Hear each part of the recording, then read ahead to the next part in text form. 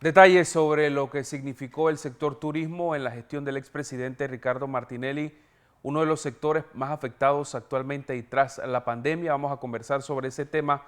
Antes quiero aprovechar, por supuesto, la presencia de Justino González, conocedor del tema de derecho, abogado de este país.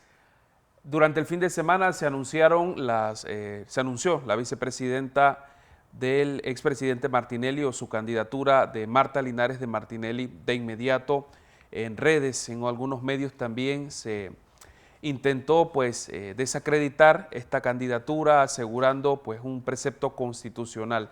Su punto de vista como abogado, como conocedor de esta materia, antes de entrar en detalles de economía, de lo que piensa el panameño de la situación actual. Muy buenas tardes. Sí, buenas tardes, gracias. Bueno, la elección de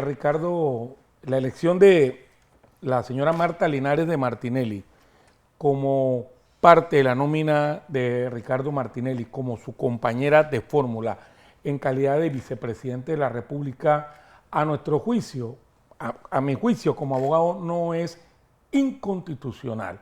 Y digo esto porque hay una confusión de una decisión que planteó la Corte en su momento en el año 2015. Esa decisión lo que señalaba era que era constitucional en su momento esa designación porque en ese momento el presidente de la República era el esposo de la señora Marta Linares de Martinelli y que eso afectaba el tema de la credibilidad, la transparencia y permitía que quien estaba en el Ejecutivo utilizara recursos del Estado en favor de una nómina con ese vínculo. Se establecieron los vínculos consanguíneos y de afinidad. Este no es ese escenario, estimado periodista, porque en este caso Ricardo Martinelli es, a nuestro juicio, un candidato presidencial y puede escoger a su vicepresidente. Puede ser el vicepresidente su esposa. No veo ningún obstáculo desde el punto de vista de la Constitución Nacional. La Constitución Nacional dice que no se podrá designar en el Consejo de Gabinete a una persona vinculada con el presidente de la República en cuarto grado de afinidad o consanguinidad.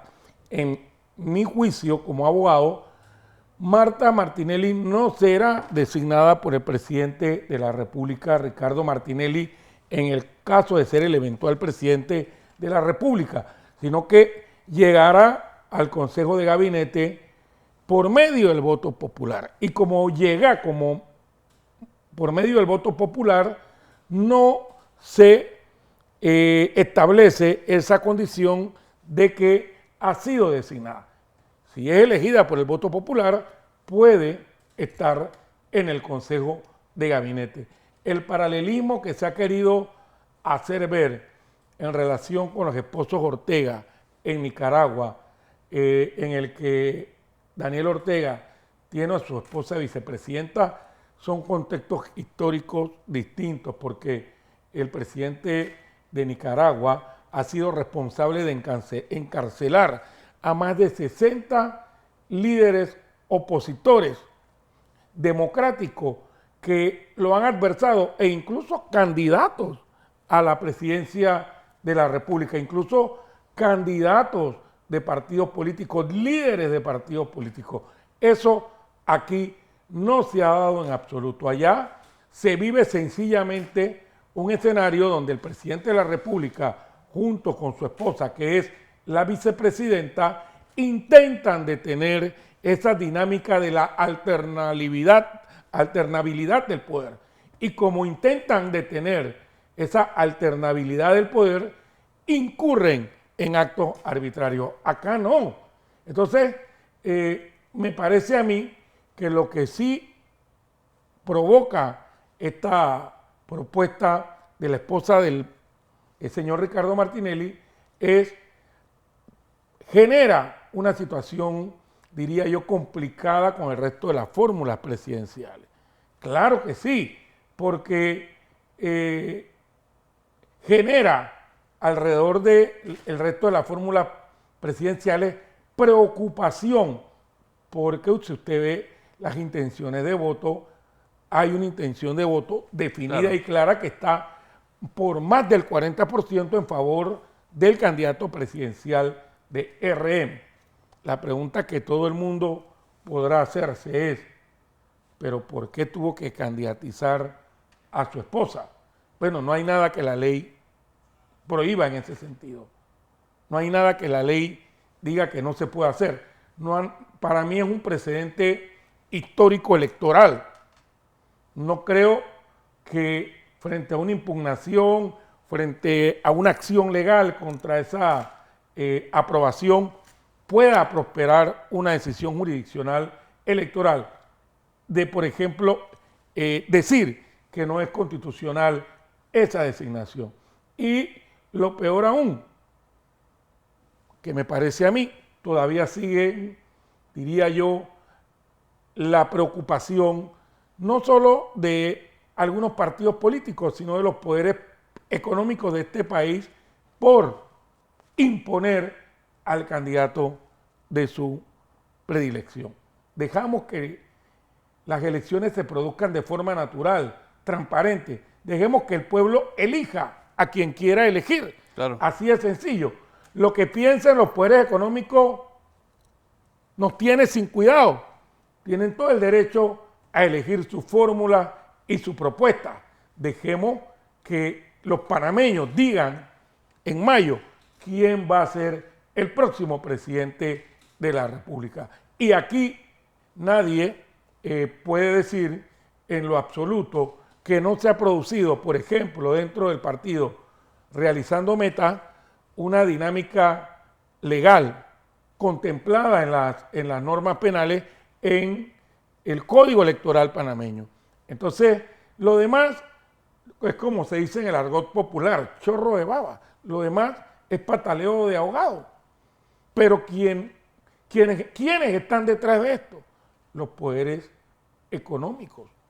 Entonces esos poderes económicos, esos poderes turbios, esos poderes oscuros, que al final sirven a su bolsillo, porque no sirven a ninguna de las facciones políticas que tienen propuestas presidenciales. Sirven a su bolsillo, claro, sirven a sus negocios, sirven a sus intereses, sirven y hacen negociaciones de recámara con el mejor postor.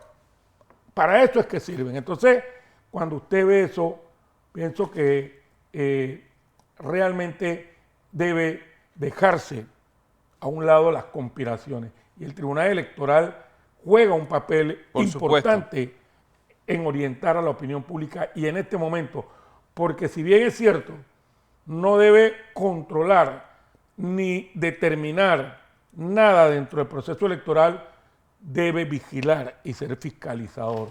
Y, sobre todo, objetivo y neutral. Claro. A pesar de que gran parte de los magistrados del Tribunal Electoral son elegidos por los poderes políticos. Claro, y vienen de partidos políticos. Pero el Tribunal Electoral debe, de alguna u otra forma, jugar ese papel. Y en los próximos las reformas electorales, en las próximas modificaciones que se hagan al Tribunal Electoral hay que dotarlo de independencia, porque siempre he dicho que es vergonzoso que los magistrados del Tribunal Electoral tengan que ir a una comisión de presupuesto de la Asamblea Nacional a rogar y a pedir presupuesto.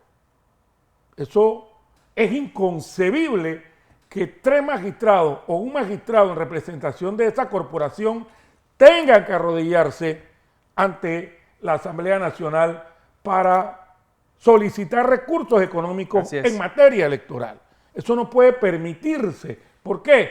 Porque crea sencillamente esa suspicacia de los diputados, porque los diputados son políticos. Así es. Pertenecen a los partidos políticos. Claro. Los diputados realmente sí tienen intereses políticos. Entonces, ojalá que esas imágenes que nosotros vemos de los magistrados en la Asamblea Nacional nunca más se vuelvan a repetir y que el Estado busque la fórmula de dotar al Tribunal Electoral financieramente de forma autónoma, que no tengan que ir a escuchar peroratas, discursos demagógicos. Y prácticamente suplicar, ¿no? Que es la constante. Exactamente, así mismo es. Bien. Don Justino, quería también conversar con usted. Hemos presentado un reporte del tema del turismo, pero enfocado también desde el ángulo de algunas medidas que ha tomado el actual gobierno de Laurentino Cortizo, que se esperaba fueran para frenar esa migración irregular a través de Darién, pero prácticamente fueron enfocadas contra el turismo. El nivel de afectación que tiene eso, también antes se ofrecía un seguro para turistas. Los pocos panameños que pueden viajar, pues ni siquiera hacen aquí a lo interno, sino que prefieren otros países. ¿Qué dice la gente en la calle de una situación o de una actividad económica que fue tan importante como el turismo? Mire, el turismo es uno de los sectores económicos y, como se denomina, la industria sin chimenea más golpeada y más afectada durante la pandemia y pospandemia, porque ha sido difícil realmente restablecer la economía de los hoteles. Claro. Y no solo de los hoteles, sino de todo lo que generaba el sector turismo. Del sector turismo dependen miles y miles de panameños. Por ejemplo, si usted observa en Colón cuando bajan los cruceros, dependen los almacenes, los empleados de los almacenes, los pequeños comerciantes, los restaurantes, los artesanos, toda una serie de gente que se beneficia con el ingreso del turismo a Panamá. También los hoteles que no se han podido reactivar al 100%. ¿Y qué es lo que ocurre? Sencillamente el gobierno no ha tenido un plan estratégico para el turismo, para atraer turismo y diferenciar entre lo que es el turismo y las medidas de seguridad sobre la migración irregular, que para mí, lo he planteado varias veces, son dos cosas distintas. Usted puede reconocer a prima facie en el aeropuerto de Tocumen a una persona que viene con su familia a gastar, a hacer turismo, a disfrutar del país de forma sana. Entonces, todavía nosotros tenemos mecanismos, tenemos iniciativas fosilizadas en relación con la solvencia económica, que antes era $500, creo que ahora es $1,000. Mire, todos esos mecanismos están caducos, fosilizados, eso no funciona. Eso no es la forma de detectar a un turista o no, porque mire, muchas de las personas que vienen a quedarse, porque he visto casos y he tratado casos como abogado, ¿qué hacen? Vienen con los $1,000. La persona que los está trayendo a Panamá les entrega los $1,000. Y por ahí mismo tienen que, entrando a Panamá, se los quitan. Entonces, eso no es una forma viable. Eso está fosilizado. El otro aspecto es reducir la estadía en el país, claro, de las personas.